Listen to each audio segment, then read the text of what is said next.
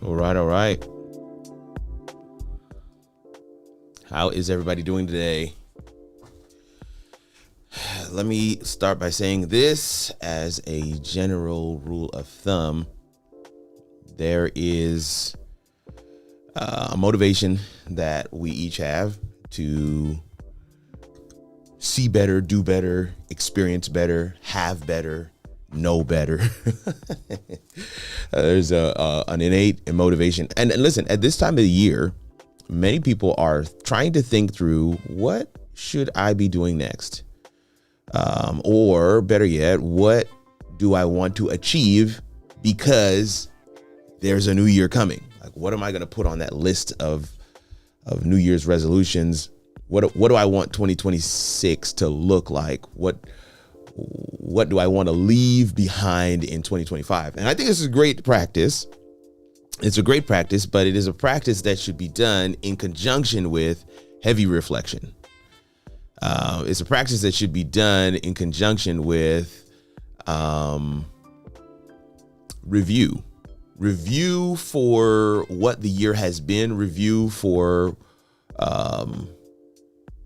what have we achieved, what would we accomplish, and it all will begin with, and this is a tough question. I'm not going to, hold this portion very long. I know this is a Q&A session, so we're going to make sure that everybody's able to ask their questions, but it should start with a review of what were your goals for 2025.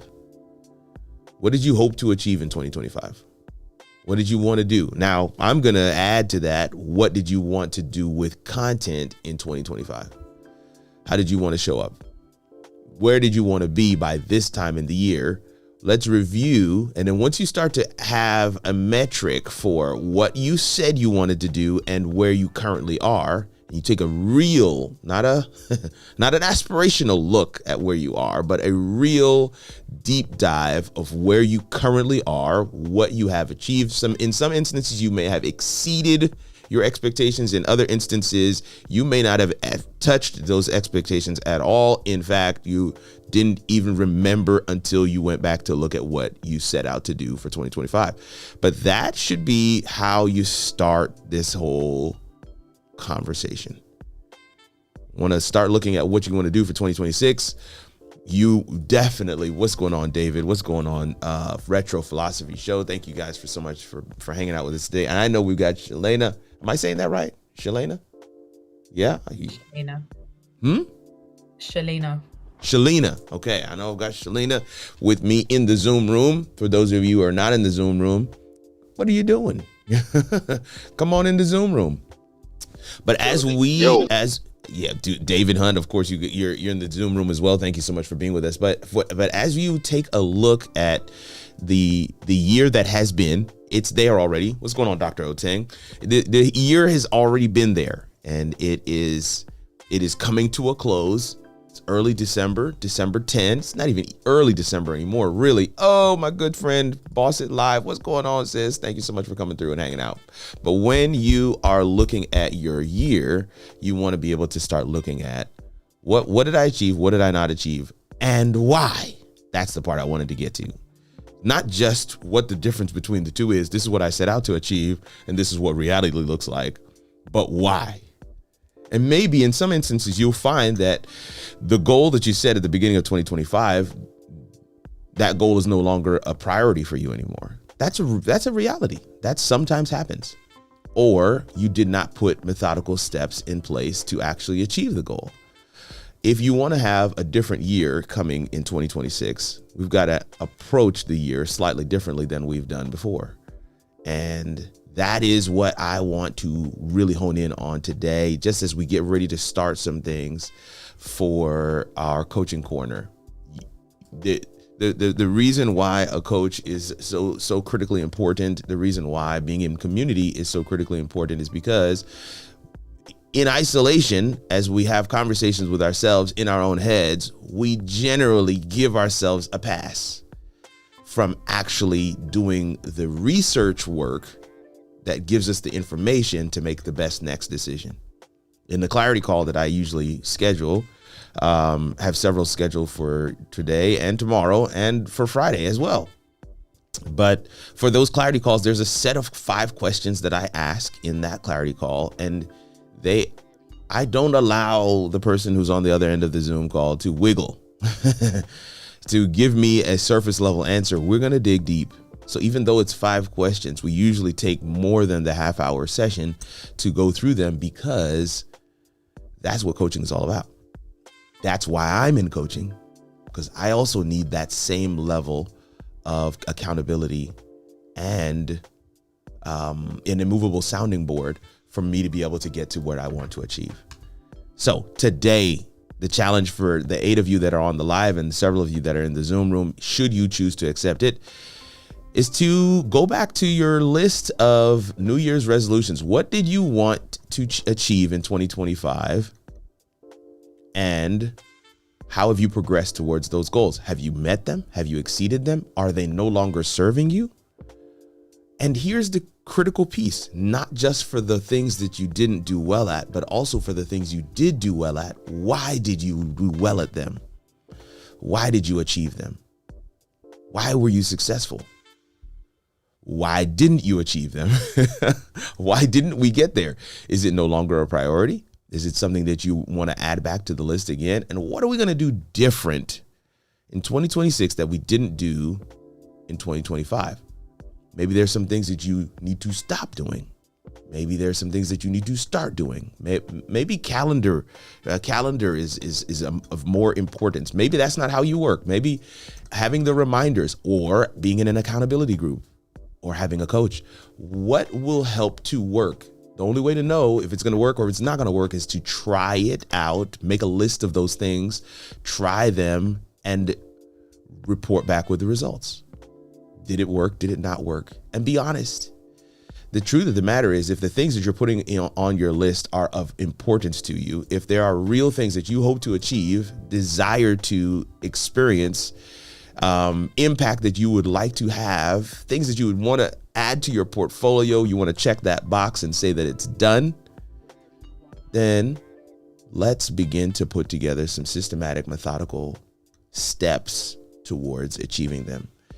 I will say this, and then I promise, I'll be done.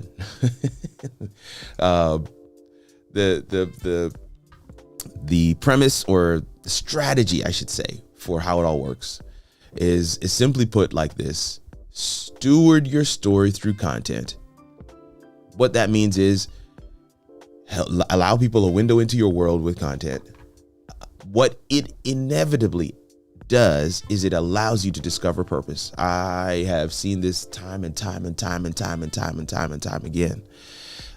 It allows you to discover purpose when you're sharing your story, when you're being authentic, which is another word for being vulnerable with your content. Generally speaking, you will figure out who your story best aligns with, your target audience, and how you can help them experience transformation, your value proposition. And you begin to discover purpose. When you discover purpose, you will change lives. There's no doubt about that. Even the atheist that I've worked with has been able to experience life-changing impact because they were stewarding their story well and discovered their purpose. And once you start changing lives, you will expand your reach and you'll multiply your opportunities. That's how it all works. And the term how it all works comes from the Bible verse, Romans 8:28. For we know that in all things, God works it together for the good of those who love him and are called according to his purposes. And that's basically what I'm hoping happens for each of you. Okay. With that said, we want to open it up for questions. And of course, I want to take questions from my people in Zoom first. What's going on, Shalina? I feel like I'm saying it wrong. No, you're saying it right. Shalina. Okay. Shalina, Yeah. How are you today? I'm very well. I'm good. Awesome. Your good This self? is, if I'm not mistaken, this is your first, right? This is your first Yeah. coaching corner. It is. That's Awesome. right. Talk to us. Give us a little information. Where are you? What do you do with content? Talk to us. Yeah, so I'm based in London. Okay. I am Is it a warm or LinkedIn cold there? It's pretty mild. It's mild? Yeah, Okay. Because it's cold it's here pretty today, and mild. I'm in Alabama, and I don't know why it's as cold as it is, but it is really cold today. Yeah. Well, I am sat on the radiator, so that's probably why it's mild. Okay, got you, got you, got you. Um, so yeah, I'm a visibility and a LinkedIn strategist. Nice. I work with female entrepreneurs, helping them to market themselves on LinkedIn. Hmm. My content is, for the most part, strategy based. So the kind of post that I put onto LinkedIn is giving mini strategies Okay. um, for the free. Yeah, no, that And that makes then, sense. yeah, the clients that pay, I work one to one. So I create strategies for them and then coach them in the implementation of those strategies, make sure that they do the work. And then I also have a group. I have a few groups. So I Okay. create content to upskill. I have a group specifically for women over the age of 40, and then I have a group that is around LinkedIn specifically. So my content is often courses, ebooks, masterclasses. Awesome. I love it. Yeah. I love it. What brings you to the How Would I Work community? I love this. This is so cool. So Black Friday happened, and I Yeah. made a lot of purchases. One of them being Ecamm. Oh, good. Yeah. And discovered you on YouTube and was just like straight away, I need to be in your community. Let's So go. I absolutely love Ecamm. I'm using it right now. yeah, yeah. That's I'm using it to be live in Zoom and on YouTube. And yeah, it's a game changer. It has completely changed the way that I do video. And for the different things that you talked about, especially like the course and Mm. content that you're putting in the group, but also being able to do coaching sessions that are a lot more interactive. Ecamm is a game changer. So that's pretty cool. All right. Yeah, yeah, yeah, yeah. That lets me know exactly. Yeah, that gives me some marching orders as well. So, um, David, well, let me pause there. Anything else you wanted to share? Uh, I'm a believer in Christ, so I feel like I'm Let's go. in the right place. Yeah, yeah, Absolutely yeah, in yeah. the right Yeah, place. you're winning already. Amen. Amen. Thank you for Okay, this space. cool. That's awesome. Well, I am unapologetic here, even though we welcome anybody. So let's go. Let's go. Look at this. Look at this. Look at this comment right here from YouTube. Let's go. Yes, indeed. Yeah, Ecamm is fire, and I'm a newbie. So 24-hour boss, man. Listen, you need to jump on in the community as well. We'd love to have you. I want to be doing a masterclass on Ecamm pretty soon here, inside the community. It will be open to others for a fee. So, but definitely we'll be doing something for that as well. But Michael Flemings is online as well. I want to say a word of welcome to you as well. David, did you have anything? I want to ask Shalina a couple of questions more, but I want to make sure I get everybody in here. So, David, you got anything? Oh man, I'm driving, so I can't really type or. But yeah, you're good. You have no questions. This is my main thing. Yeah, I had one earlier, but I forgot it, so I'll remember later. I hope you remember. Don't I hope you really remember. Anyway, David Hunt is also a dope creator, musically genius. He's a musical genius. This guy is, and the way that he merges those worlds, media, tech, and music is, I think, makes him very unique. So excited to be able to have you guys engage with one another. Okay, so another question for you, Shalina. Peart is a very familiar last name to me. Where Oh, from? really? Yeah. So, my husband, well, we're both from Jamaica. My husband Ah, is from Mandeville. he's from He's from, Mandeville. Let's go. My wife's family yeah, is from St. Elizabeth, so not far from Mandeville. My people are from St. Mary. okay. Yes, indeed. That's Yeah. crazy. That surname, I get so many people saying, "Are you related to this peer or are you related to that?" And I'm like, I don't know if they are related. It's I my I name by know marriage. I know multiple Pearts, all Jamaican, but none of them are related, quote unquote. None of them are related. So that's why I asked. I wasn't going to try and connect you to any of them. I just asked because I'm like, if I meet a peer that's not Jamaican, I would be surprised. So Yeah, I've never met one. I have never There you met go. another peer that isn't a Jamaican. So Okay, cool. Man, you're in the right place, sis. This is going to be fun. absolutely. All right, listen, you this is one of those rare Wednesdays where I don't have a lot of questions. I'm gonna open it up to those who are watching on YouTube. If you're watching right now, man, go ahead and drop a question in the chat. And what I'll also say, David is driving, so I'm gonna actually put this link in the chat myself, which is always it's not really the best way. Let me put it that way. School.com/Kirk R. Nugent. Boom. Let's see if that works. And that comment comes up in Zoom, school.com/Kirk R. Nugent, but also comes up on YouTube. Another thing that I really love about Ecamm. So let me ask you this. So you bought Ecamm on Black Friday. Yeah. You just did a search for YouTube videos, or how did you come across my content? Yeah. So I just wanted to get started with using the tool. So Right. I'm sure they have learning resources, but I just went to YouTube University. And was Of just course. as you do. And yeah, you came up and yeah, ridiculously helpful. I sat Let's go. through your Let's tutorials, go. and then I think you mentioned community on school, and my communities are on school as well. So I was just like straight away Oh, awesome. signed up. That's so cool. That's so cool. I love hearing that kind of thing because it also, that helps you to kind of make those connections. It's like, okay, how are people finding? Okay, good. So, yes, nobody has asked any other questions in the chat. So, what do you got for me? What are we working on in Ecamm today? Yeah, so I literally followed one of your videos and was pausing and clicking and testing and Let's seeing. go. And yeah, I've not had a coaching call with it. I hadn't considered using it for coaching calls, to be fair. So I do a lot of live streaming. So previously I had used Restream.io to stream Okay. across LinkedIn, YouTube, and Instagram. Right. So yeah, I'll continue doing that, but also if I can add in coaching calls, I'd never even considered using Ecamm for that purpose.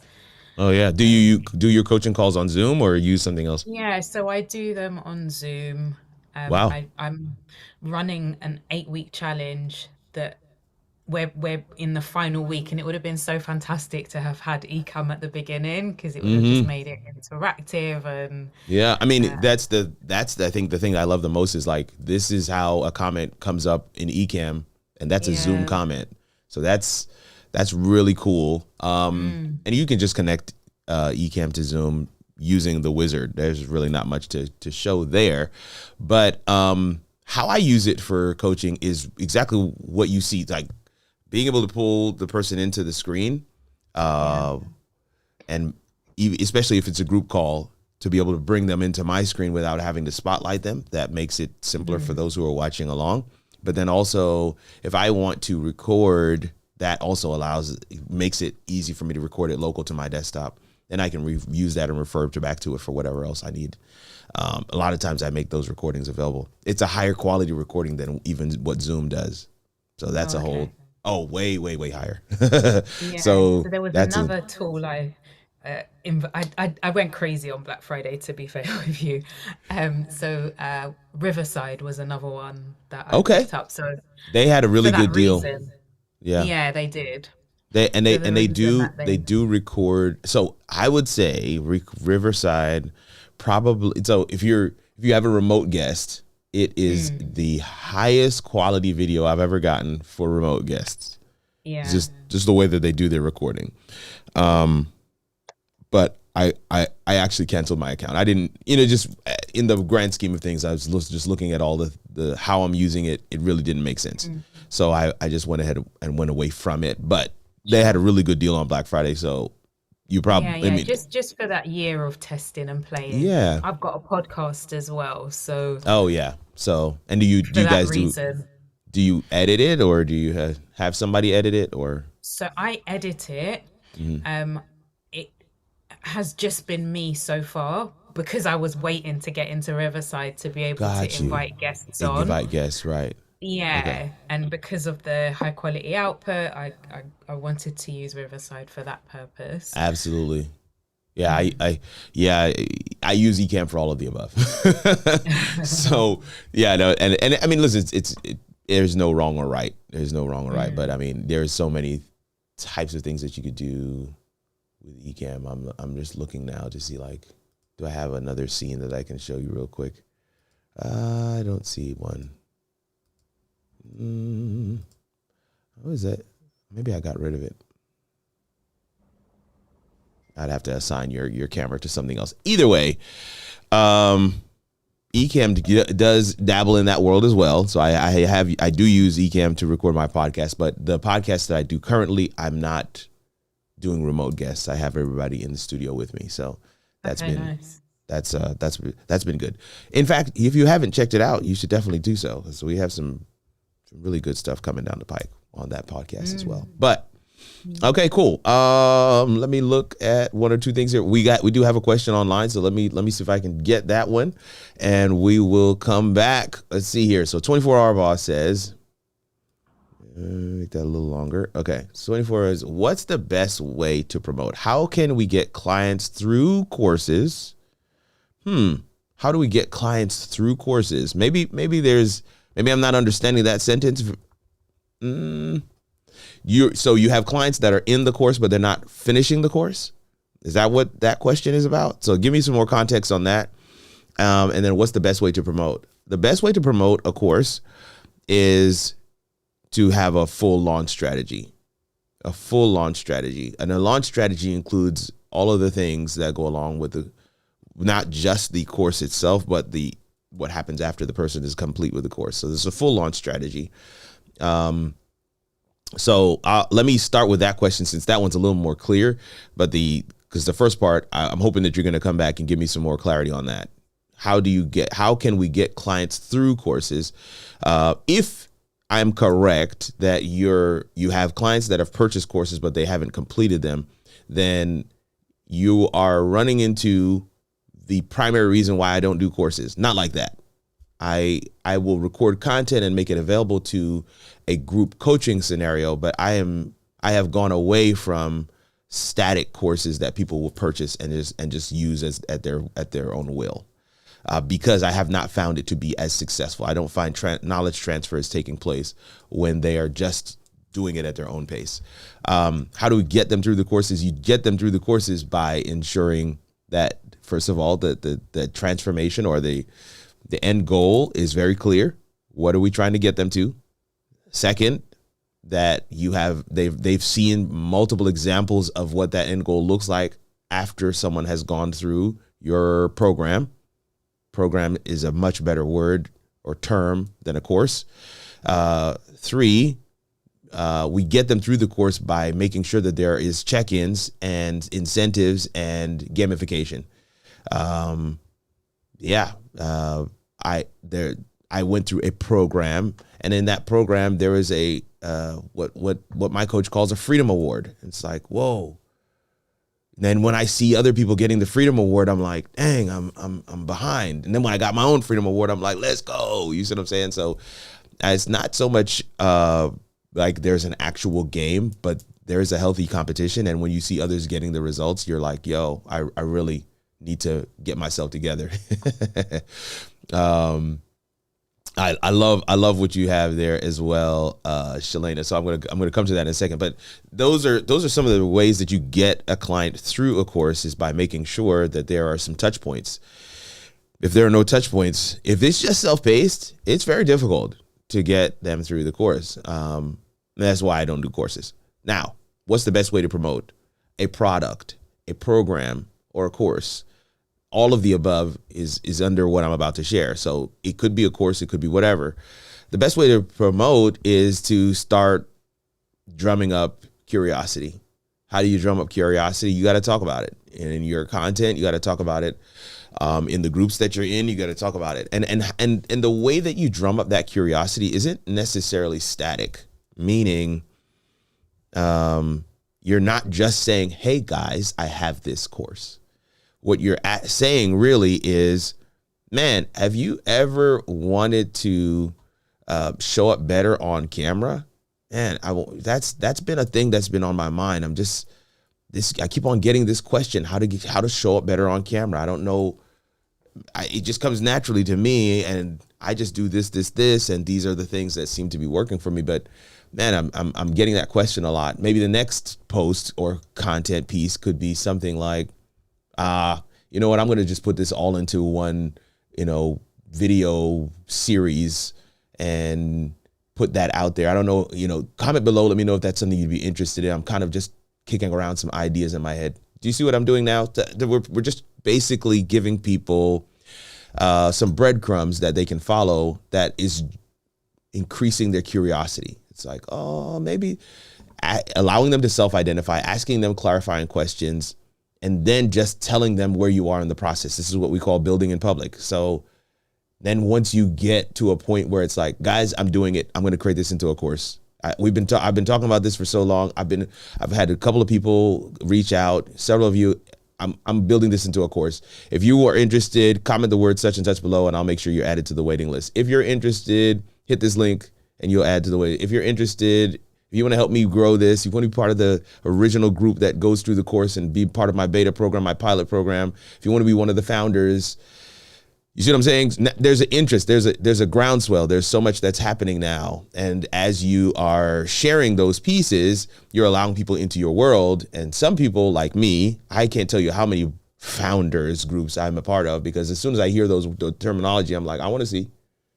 I want to see what they're doing. I'm not even interested in what the course delivers. I just want to see what they're doing. I want to see their process. I want to see what they're thinking, because I want to mimic that for whatever it is I want to bring to market as well. It's a full launch plan. You have the curiosity phase, you have the enlightening phase, you're teaching now. Then you have the call to action. Y'all, the course is here. And we're not taking everybody. You make it limited. You make it scarce. The course is here, and we're going to do it like this. I heard we had a guy on the podcast, and he was telling us about a client he worked with, and he was launching a book, and the book, get this, this is just genius. He did a live launch event, a party, a celebration for the book launch, and there were two tiers. One tier was open for everybody, but there was this VIP tier, and the way that you got into the VIP tier was that you had to buy the book. In the VIP tier, he had this big, huge content creator that was joining him in there, and they were going to be doing a live read and Q&A and all this other stuff, and everybody wanted that. So the book went gangbusters. People were buying it. Your call to that, you just want to be creative. The challenge for many of us is we're just not saying it enough. People don't buy what you're selling, they buy what you say. And for many of us, we're not saying it enough. We're not speaking about it. It's a biblical principle as well. You got to speak. You got to speak. There's life and death is in the power of the tongue. You got to actually say it. You got to say it. Say it often. Say it loud.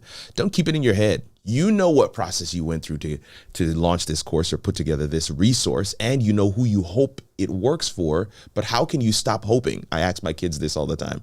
How can you stop hoping that it works? By testing it. And for many, we skip that testing phase. We skip that beta, that alpha, that pilot before we actually bring it to market. Because in the beta, in that alpha, in that pilot, you now have built-in credibility. You have testimonials. I mean, my pilot program for the A-List Digital Footprint is concluding in the next couple of weeks. It was severely discounted. Why? In exchange for them to give me feedback. And their feedback has drastically changed the program. It doesn't even look like what I started with, number one. Number two, they've got to give me testimonials.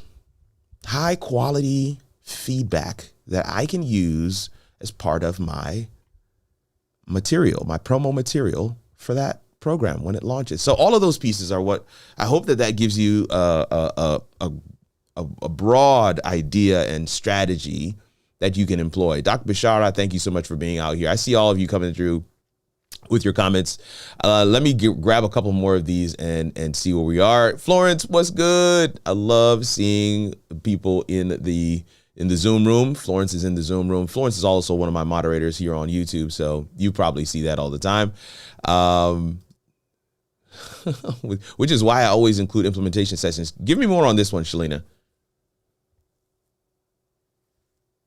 So you were speaking around people not completing courses, Mm-hmm. and I think one of the big sticking points is implementation. It's easy to sign up for something. It's easy to, in So the true. moment, get excited, but the actual work of going through the modules, implementing, I Got think it. if you don't have it on your calendar, if it's not ring fenced, Mm-hmm. it doesn't happen. So Doesn't happen.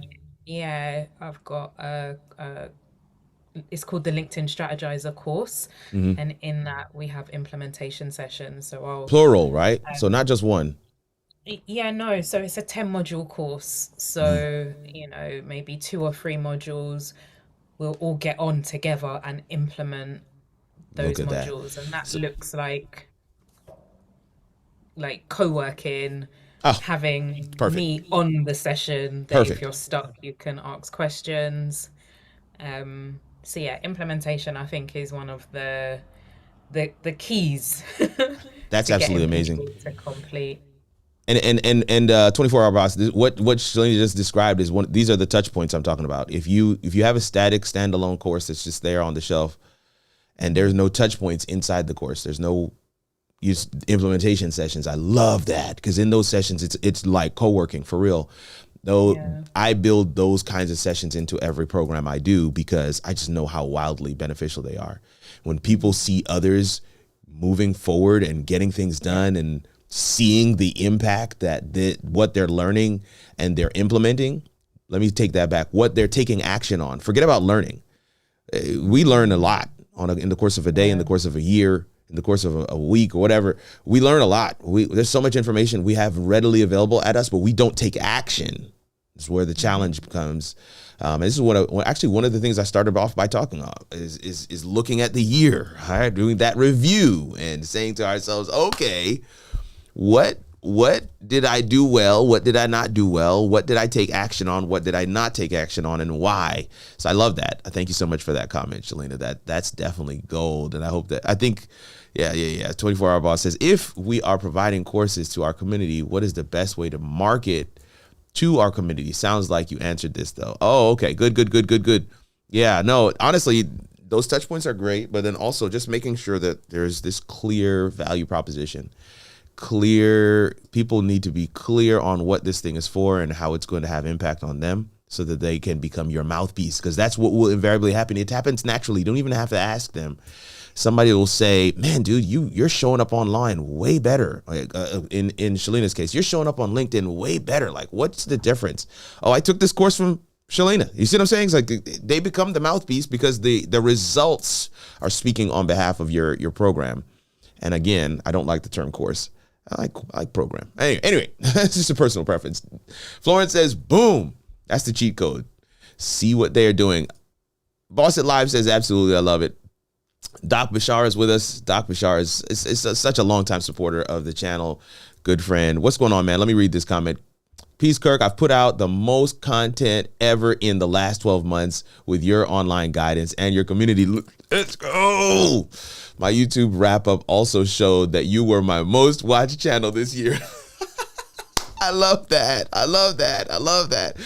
Doc Bishara, man, I'm just gonna frame this comment, right? This is what I'm talking about. This is why I do what I do. I love this. Thank you so much, bro. I appreciate it. Launch plan. Yeah. I started the podcast.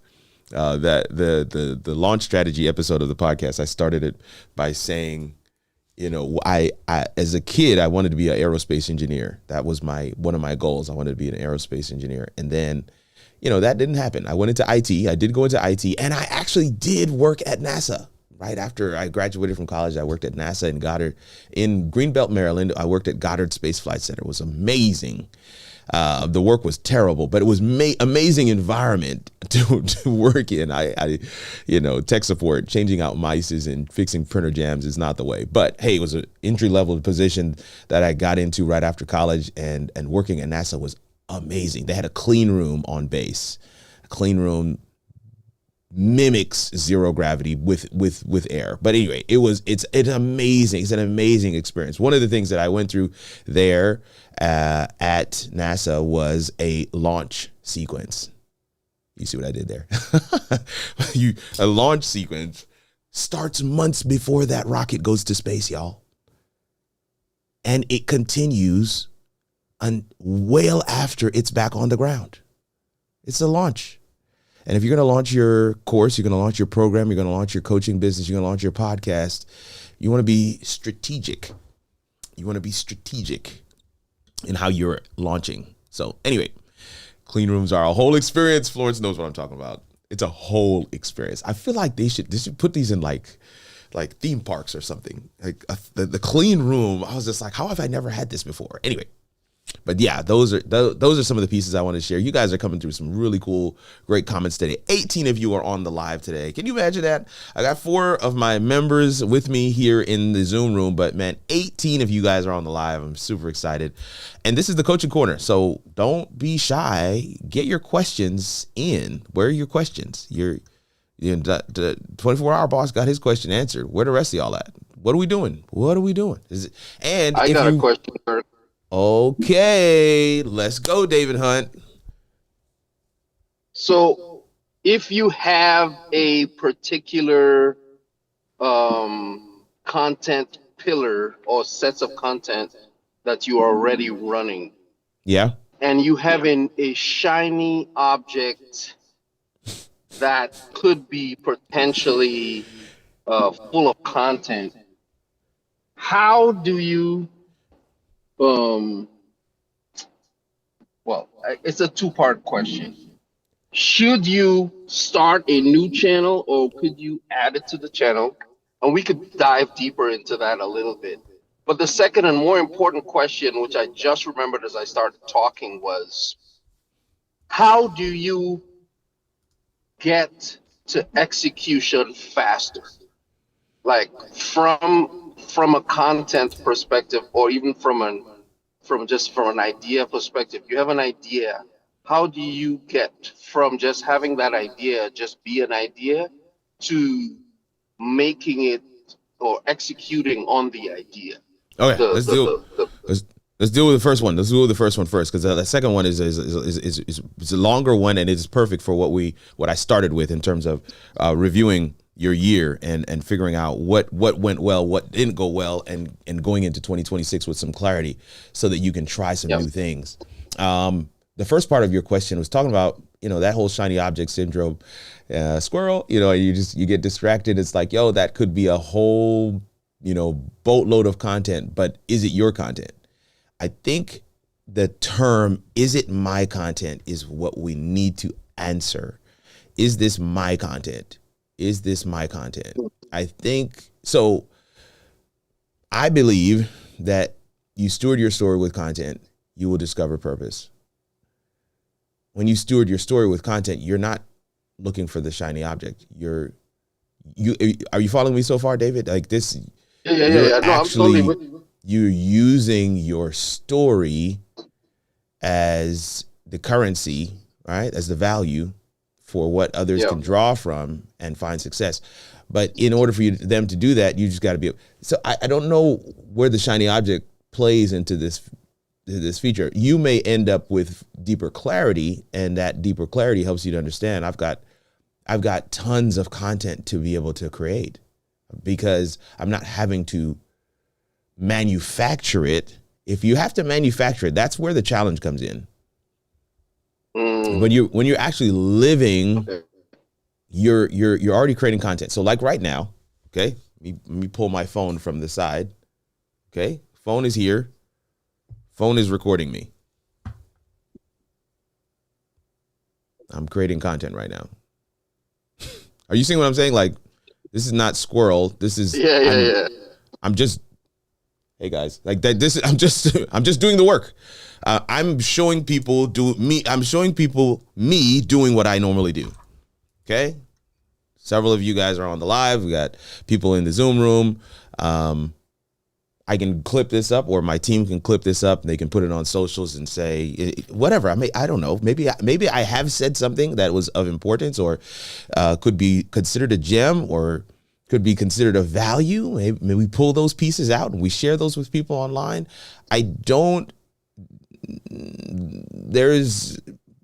When you're working in purpose on purpose, there is so much content that you're already creating because you're serving.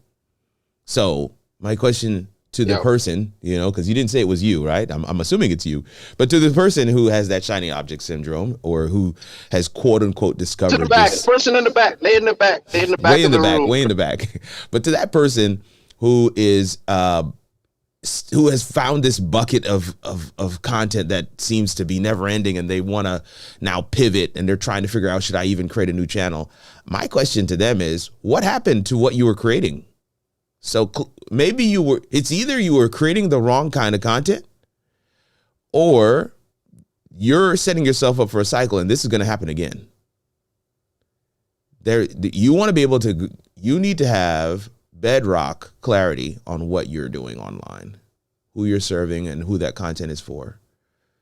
Let me do it this way. So Shalana, why do you help people with LinkedIn, and specifically women? Sorry, I clicked the wrong button. Why do I help people with LinkedIn? Because and specifically women.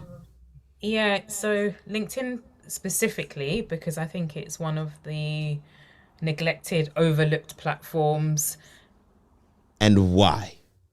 Why is that? Because a lot of people used it when they were in careers, used it for job hunting purposes, and they haven't gone back to see that it's evolved. They don't see the value that they can get from it. They're worried about their previous colleagues, their bosses, so they avoid it. And why do you feel those things are true? Why do I feel those things are true? Why do you believe those things are true? For those individuals? Or I don't believe it's true. Like, I don't think that's the reality now. Right, understood. I'm saying something happened for you to believe LinkedIn is a phenomenal platform. What is that thing? I think seeing the fact that I labored on other platforms for very little conversion. Right. And then I realized that any business owner, it makes sense for you to be on LinkedIn as a minimum, even if you don't want to post content. Yeah. Right. If you're networking, I'm going to look you up on what? Based on what? Yeah. What do you base that on? So I'm trying to get to one thing. What do you base it on? You labored on other platforms, and then what happened with LinkedIn? So what happened with LinkedIn is I was commissioned to create a strategy and to manage somebody's LinkedIn.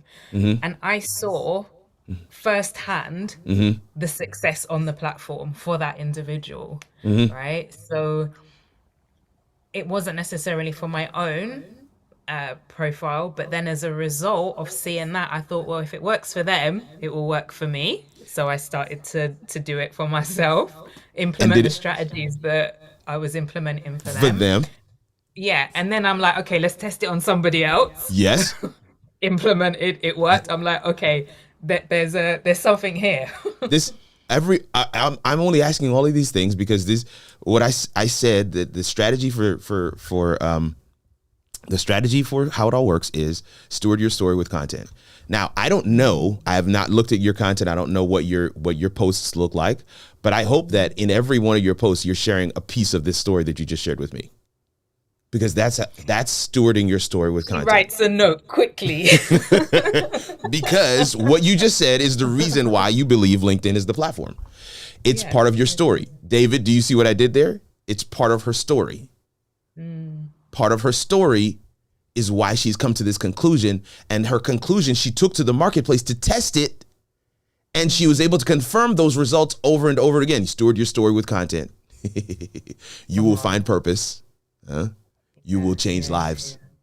Yeah. You will This is drive good. impact. You will multiply your opportunities. You steward your story with content. You discover purpose. You change lives. You expand your reach. You'll multiply your opportunities. It's this formula I have found to work across the board. All I wanted you to say, I apologize for cutting you off multiple times. I just want you to say, because it's part of my story. Yeah. I'm a slow burn. It took me a while to get there. No.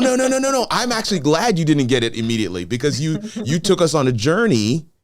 You took us on a journey, and it allowed everybody to see, like, no. This is part of her story. She's not telling us something that she thinks works. She's telling us something that's part of her story. Yeah. And I think this is what I hope that this, I saw your comment, Dr. Vibe, and thank you for joining us in the Zoom room. This is what I was trying to respond with to David by saying, the person that is chasing the shiny object, that you're still going to have to start the process over again. Okay, so in Shalena's story, she said, I'm seeing something here with LinkedIn. That's the shiny object. Now, still going to have to go through the process of seeing, let me apply these things to my own. It worked. Let me apply these things to somebody else. It worked. Now it's part of her story. It's no longer a shiny object. So even the shiny object, you will have to work with it to make it part of your story for it to be content you can actually share. So if you've already done that process with something else, why start over? Just add that to what you're currently doing with content. So hopefully that answers the question, David. Now, you asked a second part of the question, David. And I've totally forgotten what that part is now. So give me that question one more time. And even as you do that, I'm just going to shout out a couple of people in the chat here. I see my bride is in the chat. What's going on, babe? This is Kanique. She says, 18 watching. Where are the thumbs up? Yep, we got 10 thumbs up, but no. We don't have 22 people are watching now, babe. So get on them. And I see your question, Retro Philosophy Show. I'm coming to your question. I want to see if I can answer David's second part in just a second here. I've starred your question. I'm coming back to it. Greetings, Doc Vibe. Thank you so much for being with us today. Come on. Florence is giving out some gold inside the Zoom comments. Y'all need to be in the Zoom room. The inner work to get to clarity comes before it shows up in content and is sustainable. Let me say that again for the person in the back that did not realize that this is a gem. The inner work to get to clarity comes before it shows up in content and is sustainable. She said, I see you, Kirk. Yes. I'm in coach mode. Greetings, family. What's going on? I love it. Thanks for showing us the power of storytelling. Absolutely. Look, Florence says it here. The second why was the tell, Kirk. Exactly. It's always the second why. You better, Am I allowed to coach. share something quick? Yeah, I don't know, man. David has gone silent on us. Come on. And I can wait. No, I'm here. No, okay, go ahead, David. Go ahead. So the second part just had to do with getting from idea to execution faster. Okay. No, that was that. You're absolutely correct. My wife / moderator says I need to tell them how to get in the Zoom room, and that is by going to school.com/Kirk R. Nugent, school.com/Kirk R. Nugent. Go ahead and sign up. And once you sign up, you'll get in the community, and there'll be a red blinking light that says live. In the middle of the page, it says live. Coaching Corner bi-monthly live. Click on that button. You'll be able to come into the Zoom room. If you don't see that button blinking, just send me a DM and I'll send you the Zoom link. Okay? That's how, or just go to the calendar and you'll see the Zoom link and you'll click it. Because I think the call is supposed to be a half hour or something like that, and we're already over our time. So it may have gone away by now. But either way, let me say this. How do you go from concept, right? Am I saying that right, David? Concept to reality? Is that what it was? Yeah, idea to execution. Idea to execution. Idea to execution. The way to go from idea to execution is to figure out, why am I doing this? Why am I implementing this idea? Okay. All right. Why am I doing this idea? I'll give you an example for a coaching client. So coaching client, he's an older guy. He's retired, recently retired. He's had a storied career. This guy's lived through some of everything. This is why I like working with older clients. They just have so much value to share with the world. It's absolutely crazy. So I'm working with this older gentleman. And by older, I mean, he's knocking on 70. Not quite there, but he's knocking on it. And he's got grandkids, the whole nine. He creates this new podcast, this solo podcast, where he's just kind of sharing stories from his life. I think it's great content. It's not doing well from the perspective of numbers, right? But That's not why he's creating it. He has this idea. This idea is, I want to create a legacy building portfolio of content that allows the stories and the experiences and the value of those experiences, the lessons learned from those experiences, to be categorized, cataloged, and made available to the world forever and ever. Amen. That is the reason why he's doing it. And his why is so big enough, he overcame the hurdles of figuring out content. He overcame, figuring out how to distribute the content. He overcame the video, the camera. He overcame all of it, getting the mic and the lights. He overcame all of that stuff because his why was big enough. So how do you go from idea to execution? What is your why? Is your why big enough? Because you hurdles will come, especially if you're in purpose, on purpose. If it's a smooth trail, I don't know if I even want it. I mean, really, come on. The reason why I celebrate my PMP certifications, because it's the hardest test I've ever taken in my life. If it was easy, everybody would have one. It ain't easy. We celebrate what we had to strive for. Let me say it again. We celebrate what we had to strive for. And if you have an idea, and if it's just easy for you to just kind of bring that idea to reality, oh, okay, well, you're not going to really think much of it. But if that idea is going to require work, first of all, you better have a good why, because you're going to have to overcome those hurdles. And that's how you get to execution. I see you in the comments, Tracy. Thank you so much for hanging out with us today. Always good when you have our members coming in. But yes, to go from idea to execution, one of the major metrics is, why are you showing up there in the first place? Why are you even embarking on bringing this idea to life? And many of us don't ask ourselves that question before we embark. And then when you get into the throes of it, I'm talking about when it ain't cool no more. There's no limelight. You now have to grapple with, why am I doing this? That question will come up in the middle of you executing that project and will derail you if you don't have a proper answer. So answer that first, and it will become a compass. It'll become a true north. It'll become your motivator, become your fuel that will propel you forward in the hard times. I mean, to me, this is one of the reasons why content is most successful when you're consistent. How are you consistent? Well, I'm consistent because I'm getting a lot of views. That means when the views stop, you're not going to be consistent no more. Oh, well, no, I'm consistent because, the comments.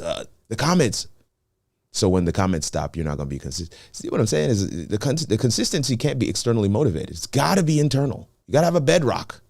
It's got to be like, if there was one, I kid you not, y'all, I would put out the videos I put out, even if there was just one person that was helped by them. I would. So I'm not concerned. Oh, Kirk, man, you know how many comments I get like this? Oh, Kirk, I don't know how you don't have hundreds of thousands of subscribers and followers. And I'm like, it's just not my story right now. I have 12,000 subscribers on my YouTube channel, and I believe God is calling me to serve that 12,000 well. And if that balloons to 500,000 or 1 million, hallelujah. But here's what's I can't even serve the 12,000 well. So I'm just trying to, I put out one video and I pray it helps. Because my reason, my why, my base foundation for doing what I do is not found in anything that is external. It's literally internal. And so how do you go from idea to execution? What's your why?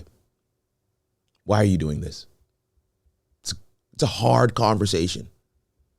It's a hard conversation, but it's a conversation we should probably have more often. Man, I want a Five Guys burger.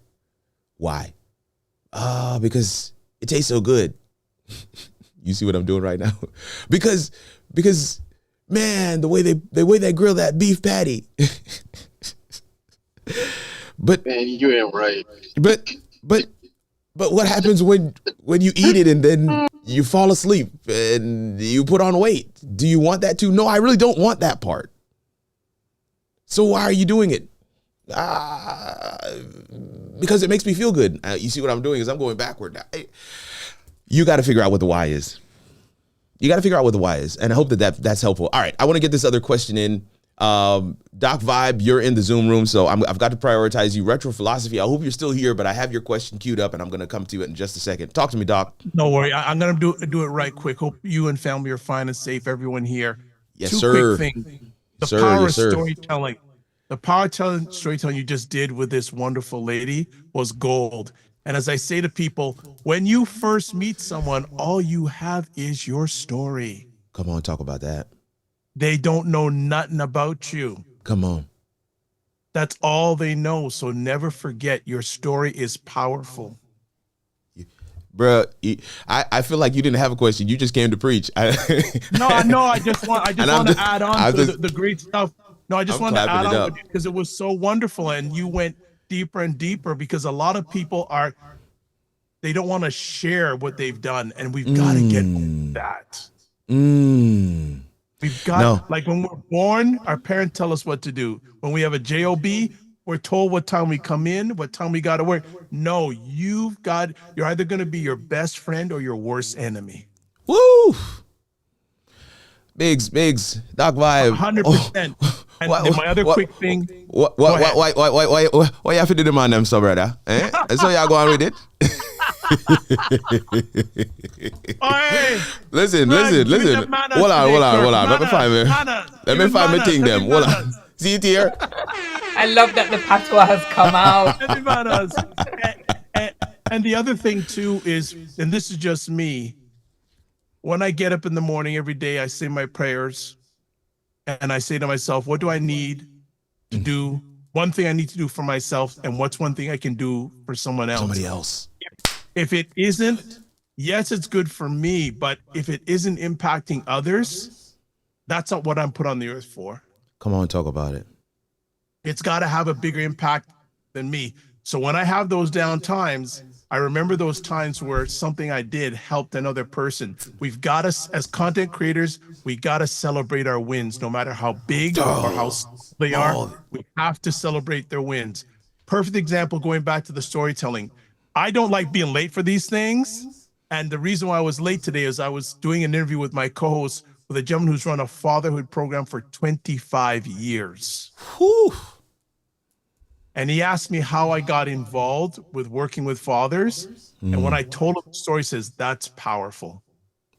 You need to tell that story more often, man. No, I do. There was a time I wouldn't, but now I say it all the time. And 90% of people go, wow, that's incredible. So, you know, yo, Doc Vibe, look at this comment. Look at this comment right here. It's so them on them, I'll go on with it.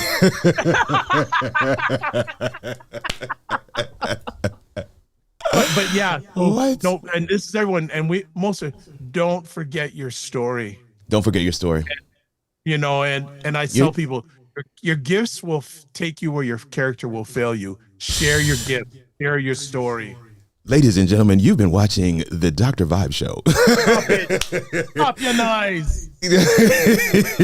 Pop your knives. No, but that's all I just wanted to share. But that storytelling stuff, it was just a good reminder for me, because there was a time I didn't want to share my story. No, man. I didn't want to share my story, but then I realized how even for a few seconds, it's powerful. And that's part of your marketing. Hello? Bro, say less. Come on. This is part of your marketing. Bruh, your story is marketing. Your stories. Listen, your story is like your fingerprint. There's no two stories. And if they love the story, great. If they didn't, next. Next. Okay. All right. Let me. All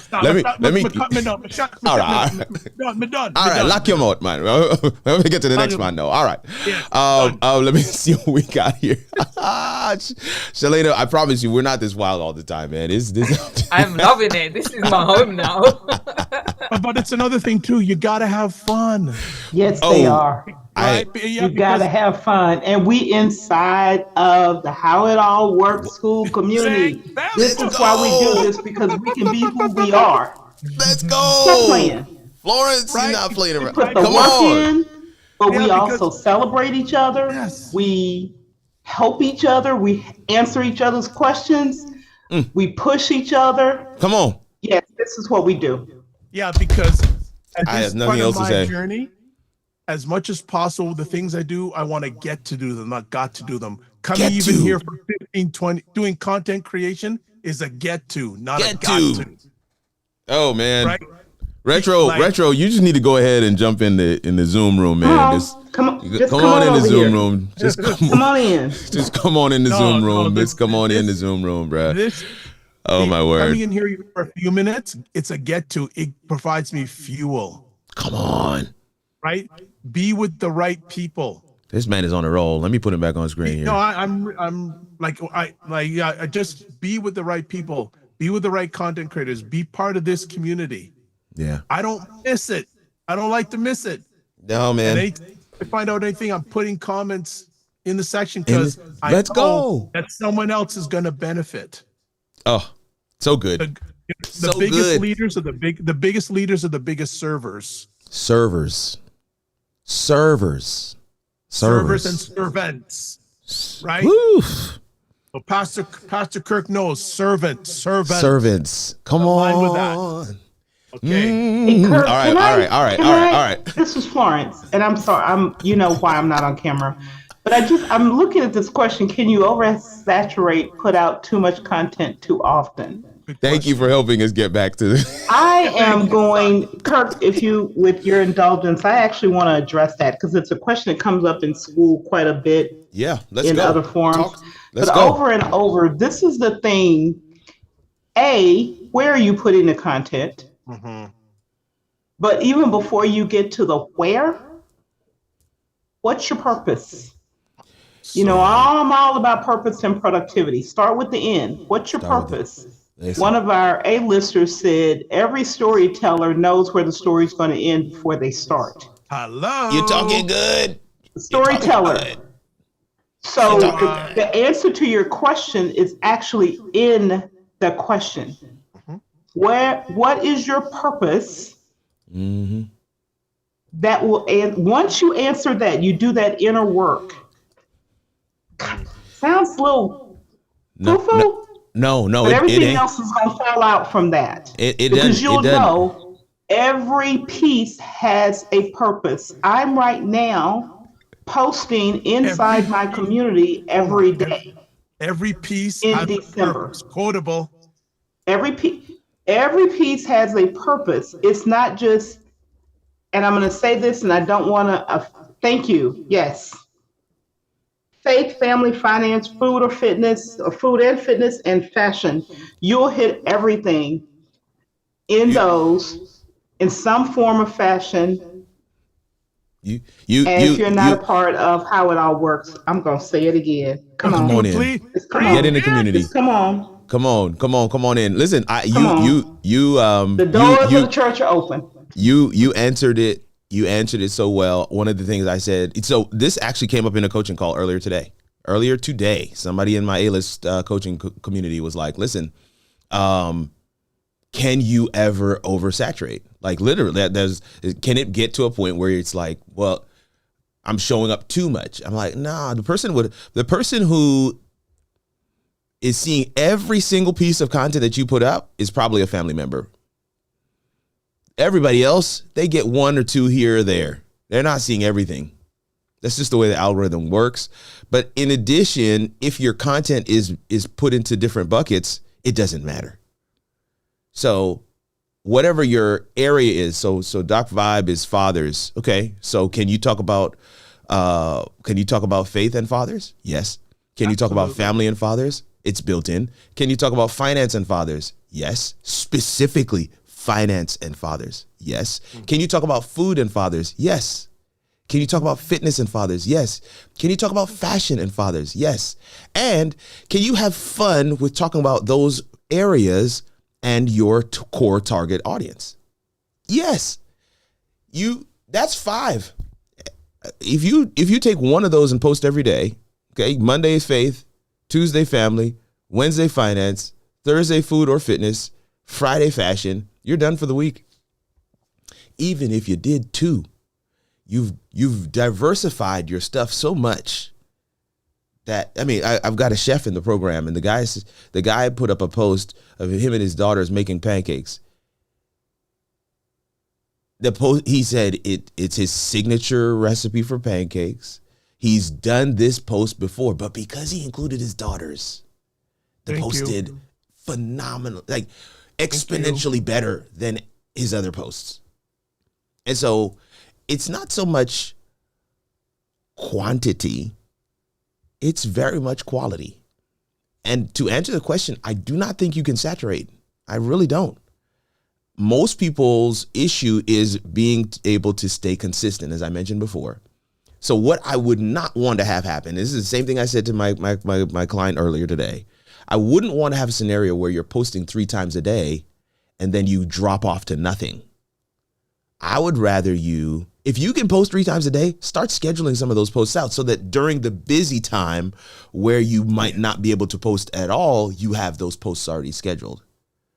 I would schedule. I wouldn't necessarily over post, because you will get to a space like we in the Christmas now. I mean, how do you maintain consistent content in Christmas time? It's difficult.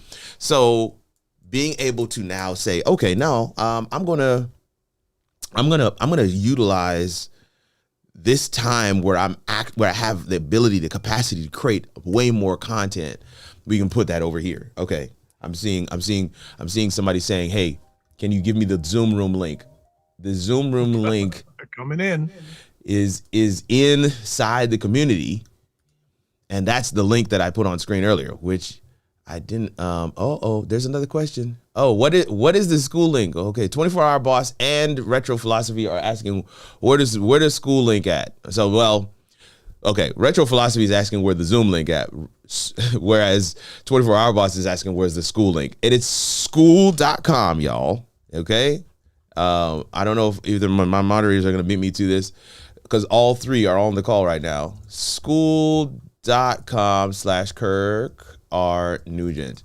And if you go to that link and you're saying, hey, Kirk, that link actually takes me to a page where I need to pay, that is correct. You would have to sign up to become a member of the community in order to. I'm simply saying, come on in. Water's fine. Hopefully that. Oh, look at that. David got to it there as well. But yeah, come on in. The water's fine. We definitely want to make sure you guys get a chance to come on into the community. Why is that not coming up properly? Okay, let me try this one more time. And I'm also looking to make sure that I'm not missing out anything. Did anybody? Nope. I think we're good.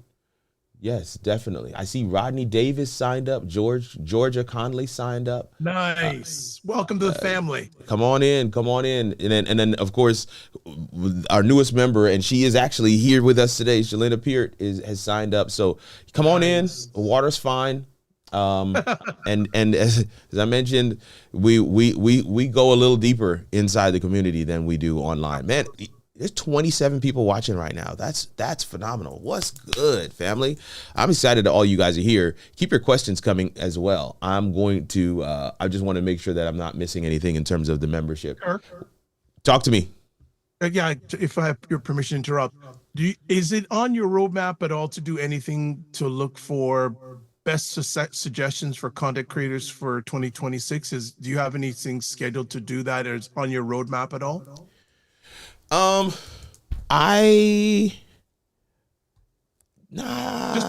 really. I'm not pressing you. Just no. It's like a end run around. Like there's a sideways, kind of, but it's a part of something else. Okay. Kind of, but it's part of something else. One of the things that I'm going to really be pushing hard in 2026 is your social presence abandoned or intentional? Is your social presence abandoned or intentional? That's one of my major questions for 2026. Is your social presence abandoned or intentional? It's another version of saying, do you have an A-list digital footprint? These are some of the things that creators need to be able to, not just creators. And that's why I kind of said, I don't know. It's everyone. If you want to stop leasing your impact, well, let that statement settle. If you want to stop leasing your impact, right, to the highest platform, Hey, Halo, thank you so much for coming through. He says, I learned a lot navigating StreamYard, watching your videos. Thank you so much for coming through and hanging out. It is always good to see when we have folks coming through who have watched some videos. But one of the reasons why I make this statement, stop leasing your impact, is because the people who you're leasing your impact to, they're benefiting from it. Why not? Why shouldn't you benefit from it? Why you guest on the podcast does well. You go to that event and facilitate the workshop does well. You stand on the stage, you present, the presentation goes well.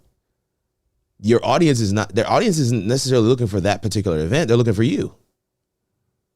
So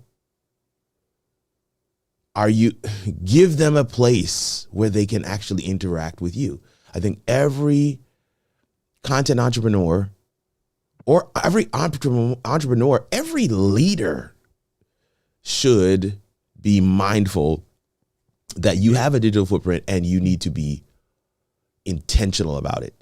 Don't leave it abandoned. Oh my word. Some of the stories that I have are just absolutely crazy where that's concerned. So in terms of creators and what are some things that creators should do in 2026? It's all wrapped up in that same thing. Okay. Yeah. It's all wrapped up in that same thing because this is the age that we're living in. This is the age we're living in. I worked with an author, right? I think maybe I've told you this story before, Doc Vibe, but I worked with an author, and the guy, why he was with me, the reason why he was in my Zoom room sitting with me in this session is because his latest manuscript that he was shopping around to the publishers who have published his book before, they all said no. And the last publisher didn't just say no, they said, you don't have an audience. I can't work. You don't have an audience. Ouch. An actor, same thing. I'm losing out on roles because I don't have an audience. What? What do you mean? Yeah, the other actor who's not better than me, but they've just done the work to build their audience. That actor is getting the role. Why? Because they're able to help advertise the film. Yep. You see it? Yep. There's a set of dads I'm working with right now whose kids are in various different sports, football, baseball, soccer. Why are those dads interested in creating an audience for their sons and daughters? Because it's a difference maker between getting in the school that they want to get into and the school that they can, the one that just offers them a let me see your portfolio. What's your YouTube channel? What do you mean YouTube channel? I play baseball. Yeah. But you don't have, you don't have a handle. What? You don't have are you seeing what I'm saying? 100%. It's a major issue. And so I'm just saying, this is a major thing for me. I think we've looked at content for too long as a nice to have. Yeah, I'm seeing. Listen. If Shalana is shaking her head, I know I'm doing good. But we've looked at it for too long as that's cool. No, I'm saying your audience will be your ticket that gets you entry to certain playgrounds, or it will bar you from being able to have access to platforms and spaces that you would love to have access to. We got to stop playing around with that. Yeah. Is your social presence abandoned or intentional? That's what the Digital Footprint program is all about. And so when we're talking about what are things that creators should be doing, creators should just be intentional. I talked to one guy. I was like, so walk me through this process. How would I get in touch with you? He's like, well, what do you mean? I put out, I have this video. I said, yeah. So you Google you and let's go through the process. It was so bad, Doc. It was so bad. It was so bad. It's so bad. The guy, we went on LinkedIn. He had the wrong email address. We're on YouTube. The email address was there, but there was a misspelled, a typo in his email address. His email address. So people could be trying to get in touch with him, but it's going nowhere. Literally, you should have seen the man's face. He's like, I can't believe this. I thought this was. I said, your footprint is abandoned, sir. It's abandoned. Oh, ouch. Yeah, opportunities will knock at the door, and nobody's behind it. Because we all realize when we meet someone face to face, after they meet us, the first thing they're doing is looking you up online. Bro, I said this to some young kids I did a seminar for. These are these are high school students, and they were like, because back in my day, you used to have this thing called Craigslist. Anybody remember Craigslist? I used to buy iPhones off of Craigslist and take them with me back to South Africa when I was living and working there. I was to take these iPhones back with me, and I would sell them over there. But I wouldn't know these people. I would meet them at the mall, and we would exchange for the phone, and I would go my way. And I would explain this thing to some of these kids in this seminar I was doing, and they were like, "Yeah, no." But it used to be, this is what I came away with. It used to be that meeting somebody in person was preferred than to meeting them online. It used to be preferred. Now, meeting them online and having an interaction like this is my first time meeting Shalana like this, and because we've met like this, I will be much more comfortable meeting her in person. Are you seeing it? Getcha. I've not met Dr. Vibe in person. I've never shaken his hand, but I've spent so much time on Zoom with him. If he messages me and say, "Hey, I'm in town," I'm going to go see him. Absolutely. Same thing here. Because he's already a trusted friend, even though we've never met in person. It has flipped. It used to be, no. You got to be careful if you're going to meet somebody from online. You don't know who they are. No, you need to meet them multiple times online first before you ever meet them in person. You see how that's changed? Absolutely. So if that has shifted, then you've got to be very intentional about your digital footprint, about your social presence, because that is many times how people are meeting you long before they ever meet you. Okay. Kirk, I see several. If I have your permission to drop, David has a question in the chat. Yes. That you want. Yeah, there we go. Can you talk about the reality of not leasing space online? Come on, y'all. Is this what we're doing today? Y'all just gonna be lobbing up alley oops? I mean, listen, I'll dunk that. I'll dunk that all day. Well, we got to treat our newbie right? Got to make sure Absolutely. she gets a good first impression. Yeah. Actually, I have a question. How did you find out about Kirk? She answered. Yeah, so I purchased Ecamm over the Black Friday sales.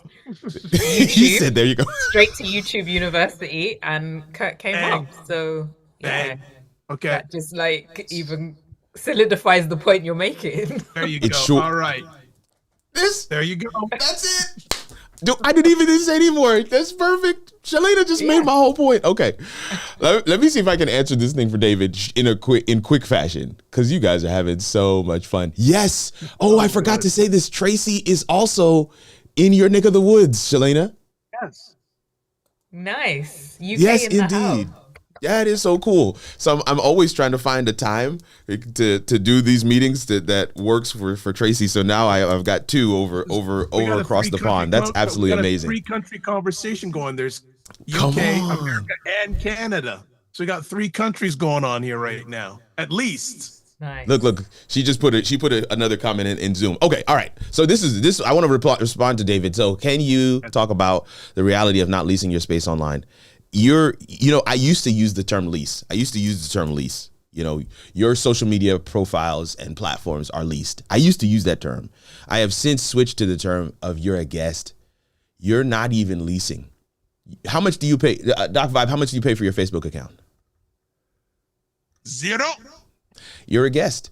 How much do you pay for Twitter? Sorry, X. How much do you pay for TikTok? How much do you pay for Instagram? The real thing is, how much are they getting paid for it? Now that's a whole other conversation for another time. But this is why it's the information, and owning your information, owning your platforms is so super important. In one of the coaching groups that I am in, there was this debate on whether websites are still relevant in 2025. Is a website still relevant? I mean, when you can just set up a school, when you can just set up honestly, you can, there's so many different ways to interact and engage with people. Do you still have to use a website? My response to them is school.com is still a website. Facebook.com is still a website. Instagram.com is still a website. They're all still websites. It's just they're websites you don't own. Websites that you, now school I pay for. So I have a realistic expectation for them to deliver on what I've paid for. I can't say the same for any of my social platforms. And so why is a website still important? Why is it still relevant? Because the website is your on-ramp into your ecosystem, and you own it. Now, when you have a website and you Google somebody's name, the website usually comes up first because all roads lead back to the website if you're linking it properly. And if you have that website, do you know what else you get to have? There's a little blurb, there's a favicon is what it's called, right? That comes up when you put in the person's website, and then there's a blurb that goes along with it. That blurb, whatever you type there, is what the world will know you as when they Google you. Do you not want to own that? Listen, these are the things I'm just like, no, you want to leave that to chance? Even if you have a website that is just static, it just has a main page, an about page, and what I would recommend is a way for them to sign up for your mailing list. Even if that's all you have, that to me is better than not having anything at all. A website doesn't just make it real, it makes it credible. At a certain point, at a certain level, the type of interactions you want to have those interactions with your own domain. So, info@howitallworks.com, that's my domain. My other website, which is kirkarnugent.com, that's my domain. Those domains come with an email address, and that email address is one of the primary ways that you come in contact with my ecosystem. And it says something to the person that is looking to get in touch with you. It says something. It speaks volumes that they have invested in themselves to at least have this kind of infrastructure in place. Owned real estate, owned digital real estate is definitely something worth having. And again, it's part of that digital footprint. Is it intentional or is it abandoned? So I hope that gives some context, David. And I thank you so much for the question. I'm just looking through so many different comments here. Halo was in the chat. My guy, Monty Weaver, was in the chat as well. Stop leasing. Come on. I love it. Kirk Underwood Lives at School. He asked it on both platforms. He asked it on both Zoom and in YouTube. The gems being thrown out today are fire. Come on, 24-hour boss. We love it. I'm looking back to make sure I haven't missed any messages, and new people joining the community in case if you were wanting to do that. Okay, for the Christian content creator, are we Christians that create content or content creators that happen to be Christian? And is there a difference? There is a difference. My content isn't necessarily Christian. My content is for creators and streamers and platform specific how-to videos, right? So StreamYard, Ecamm, Restream, EVMux. Those are some of the ones that I cover, but I also cover YouTube. And so when I do a how-to video on how to create an overlay in Ecamm, that video isn't necessarily Christian. It isn't, but because being a Christian is part of my core. Sometimes I actually have this comment on one of my videos. I was showing how to add a slideshow in StreamYard, and the person saw that the slideshow was like evangelism in 2025, and he's like, "Oh, I didn't know you were a believer, but now I do, and I'm excited to be part of this community." I'm like, well, the point of me showing that slideshow wasn't to tell him I was a Christian. It's just that just happens to be what I was working on. It's what I had available. It's part of my story. I didn't manufacture. I was like, oh, let me use this slideshow. No, I actually had those loaded already. They were already there. and this is what I mean when I say it becomes part of your story. Is your belief a part of your story? If it's not, then yeah, you could just be a content creator. And there's nothing wrong with that. I call myself a content creator. I also call myself a content coach. But would somebody say, oh, you're a Christian content coach? No, I'm a content coach. I have clients who are not Christians, and I have no love loss. I work with them just as well as I work with those who are. So I think that there is a difference between the two. I think that the one is a distinction of the content itself. Like a good friend of mine who's in the same coaching program I'm in, his videos are in the Bible app literally a couple times a year, but his content is very much Bible-based content. It is Christian content. His content can be described as Christian content. And I think that's the differentiation. I don't think one is worse than the other. I don't think it's a better or worse kind of scenario. It's just, are we defining the content or are we defining the creator? And I think content creators are across the board. Christian content creator means, in my opinion, that you're creating Christian content. Lecrae is a rapper. I don't think he ever intends to be called a Christian rapper. He's a rapper. He's a Christian, unapologetic. Does he talk about God? It comes out.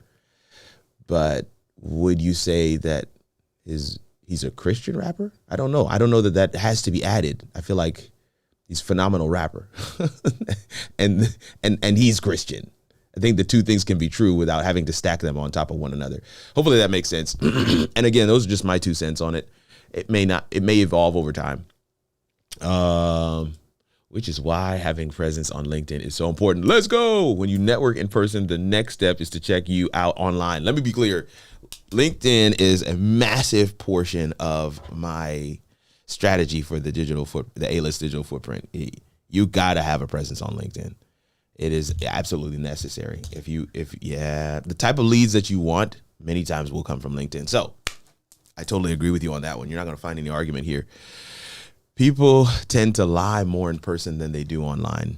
I would have argued with you years ago, but I no longer argue with you on this one.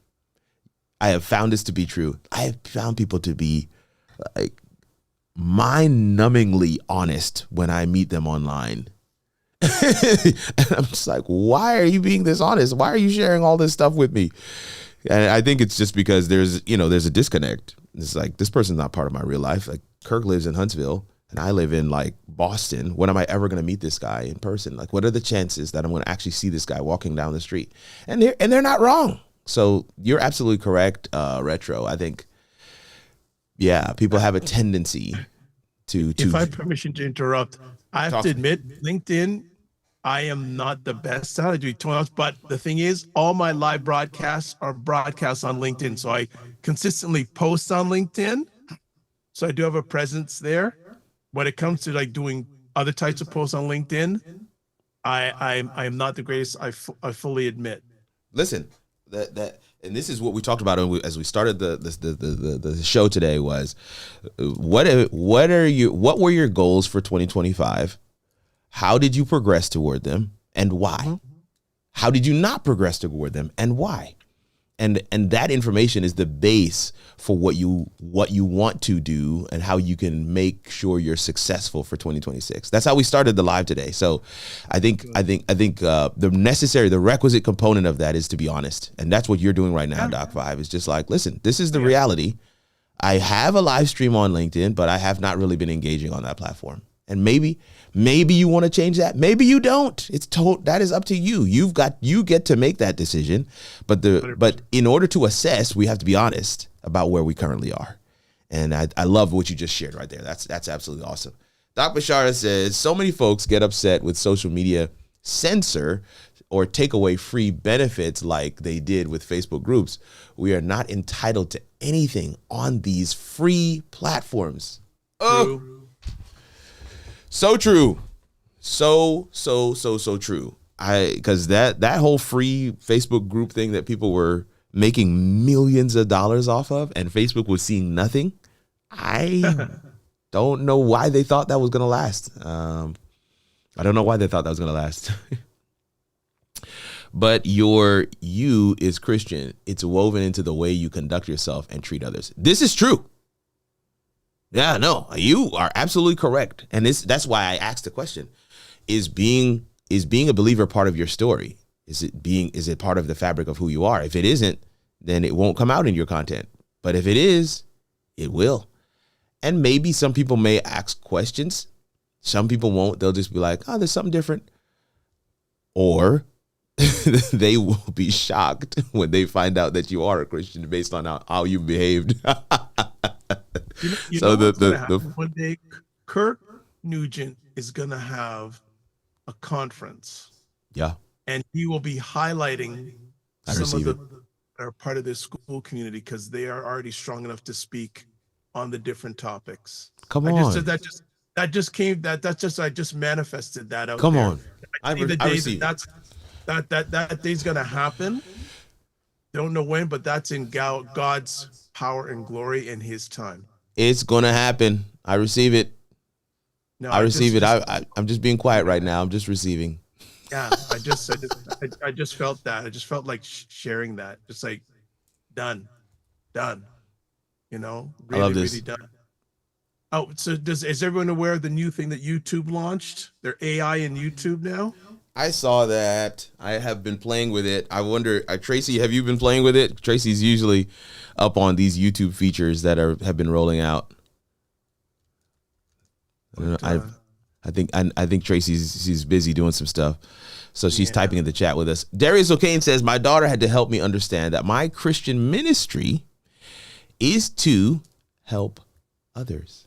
It's to create content that helps others. And I'll say this, my content coach, when I first got into content, was not a believer. In fact, very much the opposite. And I was blown away when he said to me, hey man, Kirk, if you want to be successful with content, seek to serve. I just kind of looked at him. Seek to serve? You? He's like, what? He's like, yeah, you can't base it on vanity metrics. You can't go try to be viral.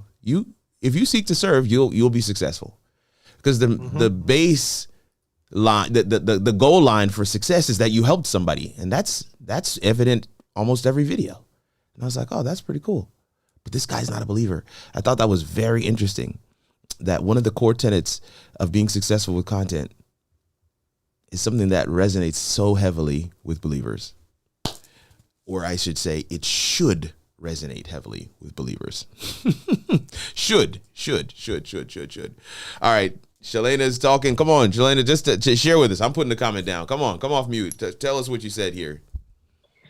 You know, I was just speaking to the fact that Dr. Vibe is going live on LinkedIn. Mm-hmm. So the majority of people, I think the percentage is something like 3% of people post, just general posting, right? Wow. Only 3% are creating content. So that number is even like Wow. Thank you for ridiculously that. lower for going live. Thank you right? for that. That So- is that's a big nugget right there. People are watching live on Huge. replay right now. Huge. That's a Yeah. The big fact that you're going live, you are standing out heads and shoulders. Even if Okay. people are not necessarily joining live, they're watching on the replay. I was at an event actually. It was a Canva and a LinkedIn event, and I asked that question, like, what is your data? What are the metrics around live streaming on Yeah. LinkedIn? And they said it's the highest for impressions. It's the highest Whoa. for engagement. Oh. So yeah, don't snooze on live streaming No, on LinkedIn. No. Well, I live stream on YouTube on LinkedIn minimum 4 times a week. Oh Come wow. on. But what Love you that. just said there, I'm trying to bow around that. I'm going to open that present over the holiday season to That's get. good. That Yeah. is very. What I would add on top, just like the icing on top, is create a strategy behind how you hoover up the leads that you're getting, the engagement that you're getting from those lives. Because, you know, yes, we want to serve, we want to provide value, but there's also an opportunity for you. I don't know what it is that you sell or how you Yeah. serve people, but yeah, having a strategy off the back of those lives to capitalize on those leads, on that attention, is what I would definitely encourage you to do. Man, Thank you. gold. Thank you. Thank Gold, you. gold, gold, gold, Thank you. gold. As I mentioned before, You got to be a regular now after that, please. You Oh, just can't yeah. do a one and done like that. You can't one and done on that. But you know, this is the not- thing, not right? gonna work. You can't treat us like that and leave us in the can. We have to come back. Come back. Come back. But the thing is, it's because of you were vulnerable in saying, like, you probably felt a way to be like, oh, I'm not really using it. And I had to be like, no, what you're doing, I'm using it. you don't actually realize like how powerful what you are doing gold. is. So continue doing what you're doing. I would just add on some kind of strategy to monetize on the attention and the traffic that you're generating. Beautiful. So good, man. Look, my good friend DJ Strick, I get a chance to be with DJ Strick on some Sundays. We got a show coming up on the Ecamm channel on the Sunday, is that the 21st, Strick? I think it's the 21st. We're gonna be doing a Christmas show. We're supposed to be reaching out to David Hunt actually to see if he will join us for that show. David Hunt, Jillian Morin. I'll be there. I'll be there for that, Kirk. Okay, perfect. So I'm already on my content schedule. Okay, look at that. It's already on his content schedule. See, this is so cool.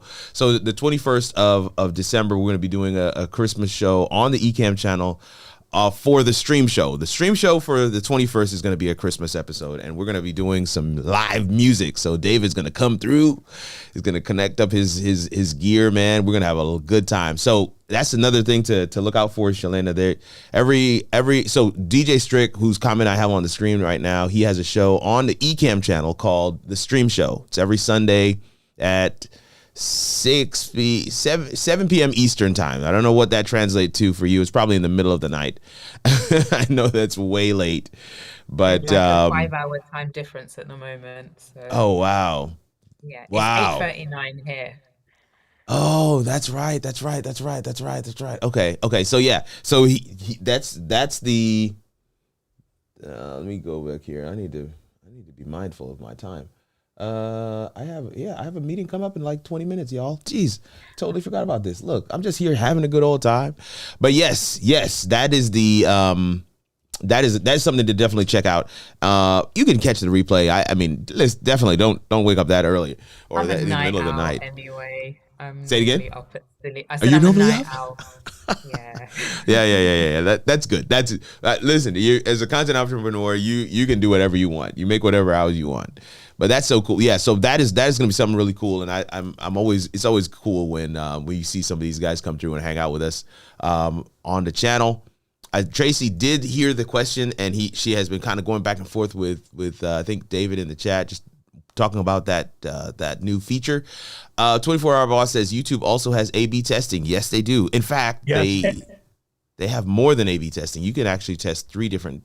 Well, A/B testing for what? Maybe I know they have it for thumbnails. It's for titles and for thumbnails. The titles. Yeah. And thumbnails. So they had it for thumbnails for a while, but I think the title piece is something new, and I think it's appropriate because I was listening to a podcast the last week, and this guy was saying he changed his title a couple days after he had launched one of his videos, and that one tweak took off. So something definitely to be mindful of. Yeah, someone had suggested that with live streams, if you do live streams, maybe you title your lives a certain way, but it doesn't actually help for replay. Yeah, replay. So going back after the live and changing the title, which I haven't done, but yeah. It's a good strategy. If you look at my channel, several of these coaching calls, like this coaching corner, have been renamed to something more appropriate for what that show is about. And I not only changed the title, but also the thumbnail. And those videos do well. A question on that. Do you, with your lives, do you so leave them in the live tab, or do you move them over into the video? Do you like download and re-upload them? No, I leave them in the live tab. Because a couple of reasons. Well, first of all, you want to structure your live that way. So if you notice, when we went live today, I spent a good 10 to 15 minutes delivering what I would call value. All right. Just, hey, what are you doing for the new year? Yeah. What did you do for this year? I spend that time because if somebody clicks on the video, I want them to see that first. I don't want them to, see me there like, hey guys, we're just waiting for more people to come in. And usually I can do half of that time with very few people watching. So if you want that, you got to actually kind of have to scroll back to the beginning to get that core content. So that's me prioritizing replay. So because I know that people are going to watch this on replay, and I don't want them to see a countdown clock. I don't want to see me, looking around like, oh, so-and-so. No. For the first, 5-10 minutes or so, I'm really just wanting to look at the camera and deliver value. I may say something like, oh, Shalana's here. Thank you so much for being here. And I go right back to content. Because they know it was live, but I don't want that to be the main focal point for that first few minutes. And then once we get into the actual back and forth and Q&A for the live show, that is its own hold. That's its own draw. Like somebody saying, oh, shoot, I wonder what other questions they answered. Wonder what other questions they asked. And that becomes its own. So that is another metric for them to stay and watch the whole thing. The other reason why I leave it in the live category is because I check that box when I schedule my live stream that allows for the live chat replay. And so the chat is also available to the person who's rewatching it on replay. The last thing is social proof is baked in. So right now we have 20 something people. We've had upwards of 30 people watching throughout our live stream today. When this posts as a video, it posts with 60, 70 views. Brand new video. It hits somebody's feed. It already has 60 views. It's like, oh, well, 60 other people trusted this. I can watch it too. As opposed to if I download and upload, it hits their feed with 0. Yeah, so you see what I'm saying? So the social proof baked in, meaning somebody else has already watched this and deemed it valuable. I can join them. So that's another reason why I love live. And if you can, like I said, put the title on there, get the thumbnail on there, it can absolutely take off. I've had previously live videos go. And so, yeah, that's definitely something to consider. Do you go and edit and, like you can trim it after the 24 hours? The following day. So that's the reason why I used to trim off the countdown clock, but every time you trim anything in the video, you lose the replay. The replay comments. You can't have replay comments with a trimmed video because they try to have the comments come in the chat at the time when it came, when the video was live. And so as soon as you trim any parts of the video, they just get rid of it because they can no longer sync it. And they don't want the comments to come up in an order that doesn't make any sense for what the person is watching. Does that make sense? So yeah, that does. Yeah. So I stopped trimming because I just wanted to make sure that people have a very good experience on the replay. Yeah. But yeah, those are really great questions. Live strategy it makes sense to me. I still feel like it's the top form of content. You can get every other piece of content from live. You can't get You can't get live from any other piece of content. So it's a force multiplier, in my opinion. Okay, let me catch one more comment here. This is good. I love you all being believers. I will be reaching out soon. I'm holding you to it. His Will for Your Life, LLC, 757. I'm holding you to it. You better reach out. We're looking forward to having you here. Yes, he said yes. DJ says he said yes. He's talking about David for that Christmas show. So we're excited about that. Titles as well. That's so awesome. Are you going to be singing some Christmas carols on that Ecamm show? This is a good question, Dr. Bishara. If people want to hear me sing, then maybe I might sing. I can carry a tune every now and again. But no, I definitely will sing something. So take that to the bank. That's a promise for me. I don't know what, but I will definitely sing something. Let's test it out, David says. David, what you got in mind, man? What you got in mind?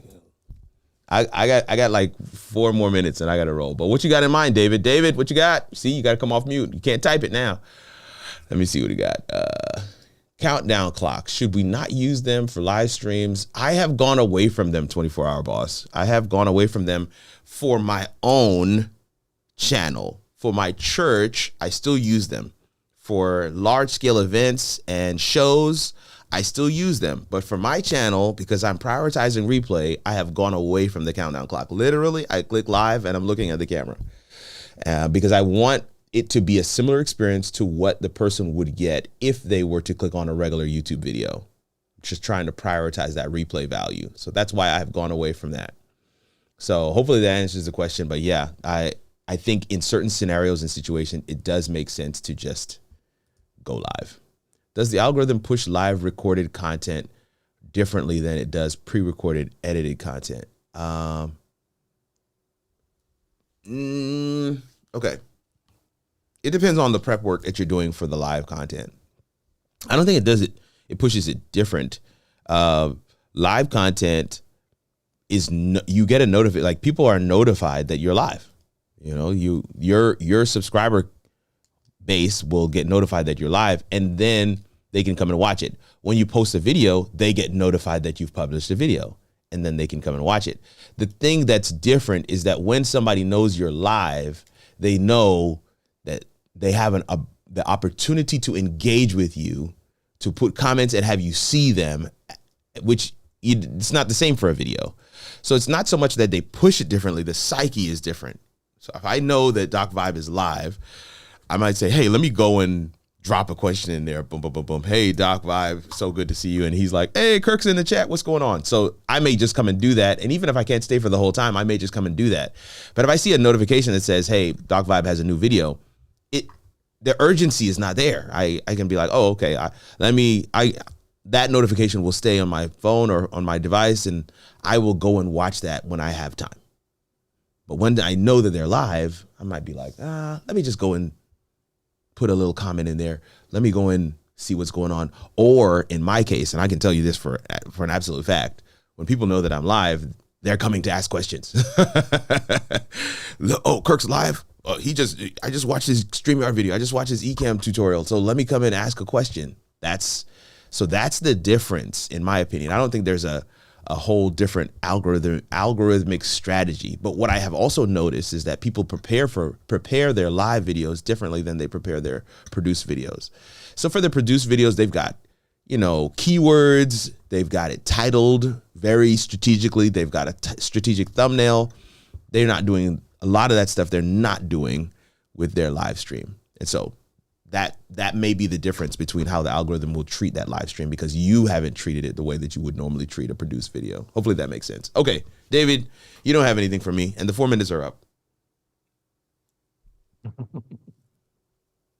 Tracy says, I'm getting a lot more confident with lives nowadays, thanks to Kirk and you all making me feel I can do it. Yes, let's go. Yeah, Love it. no, Kirk, I was just saying that we could test it out, and like we could just go offline and test it later on, because I know you have a meeting now and I'm not home to even play. So Dave, record it.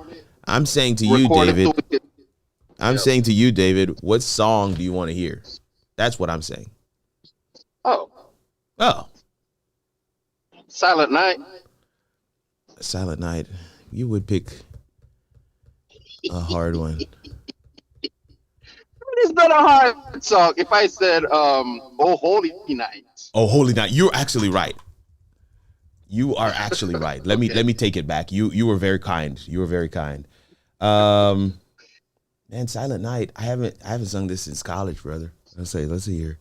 Christmas songs, brother. So difficult. So difficult.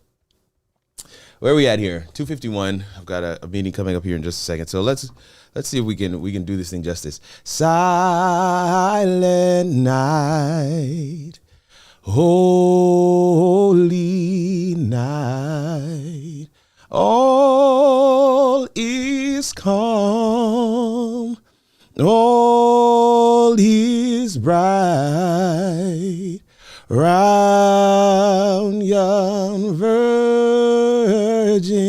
mother and child, holy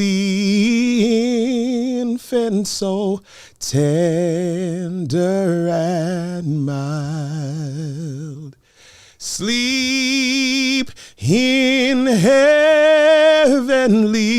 peace.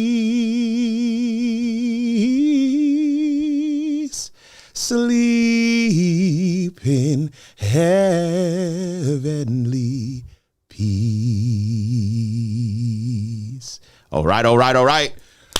That's it for me for today. Come on. You do that, boy. Come on. That was so good. Come on. DJ Strick says, let's go.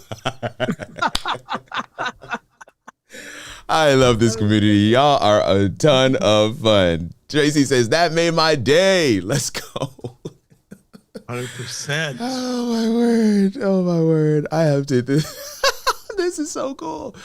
Okay, Kirk, got a nice voice. Come through. Sure, Mike, baby. Let's go.